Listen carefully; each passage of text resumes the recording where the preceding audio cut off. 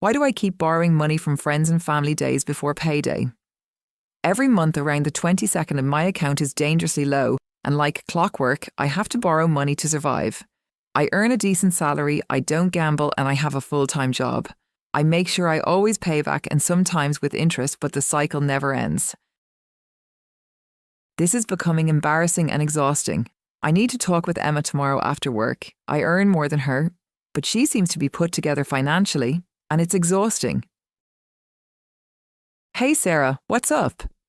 Emma greets Sarah replied, You seem financially stable and I need your help organising my finances.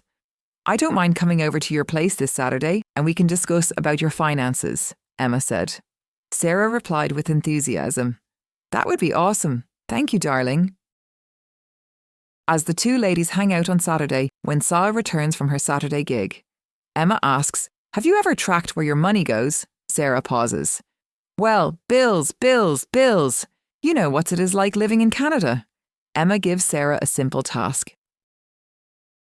Sarah, Emma said, please print out your bank statements for the last 2 months. Highlight every expense. Sarah highlights her. Rent car payment, groceries. Then she keeps going. Coffee, food delivery, subscriptions, impulse Amazon purchases, weekend outings, random small transactions. I wish I spoke with Emma sooner. This lady is the definition of organised. Now I know your secret, Sarah thought to herself. Now that you understand your income and expenses, you need some structure. Have you heard of the 50-30-20 rule? Emma asked. No, I have not, Sarah replied. It simply means 50% of your income goes to your needs, 30% goes to your wants, 20% goes to savings and debt repayment. Sarah, when you get paid every month, ensure you deposit some money into the savings account. You can start small and gradually increase the amount. Automating your savings will ensure you don't miss your monthly deposit. You can start with as little as $50 every month. By the time she finished, she was surprised that the small things weren't small.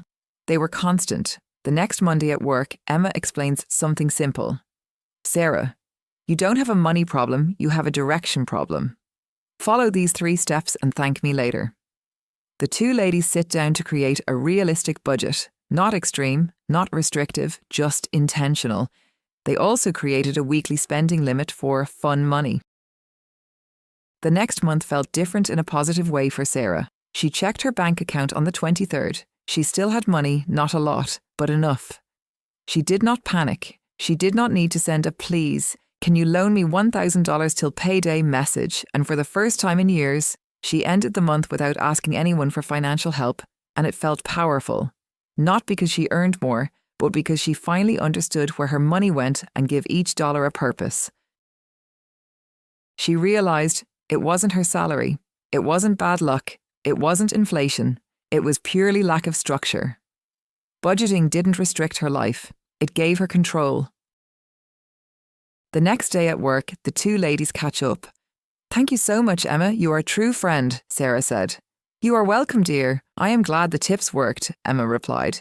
More budgeting tips for Sarah? Let me know in the comment section below. Thank you.